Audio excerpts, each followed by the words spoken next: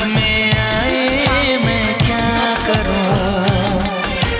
पहली बार मोहब्बत की है, कुछ न समझ में आए मैं क्या करूं।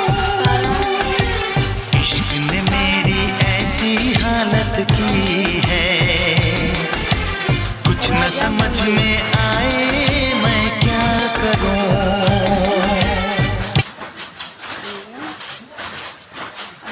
যাচ্ছি মন্দিরের ভিতরে ঢুকছি না আমি, কারণ বাসি কাপড়ে আছি তো, তার ভিতরে ঢুকছি না। এখনো মন্দিরটা খোলা আছে, ভিতরে সাইডে হয়তো খোলা নাই, কিন্তু ভিতরে খোলা আছে।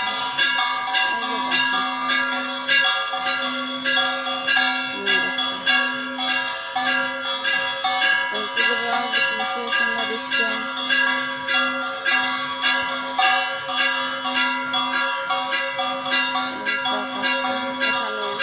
সমাধি দেওয়া আছে মন্দিরের বাসনটা।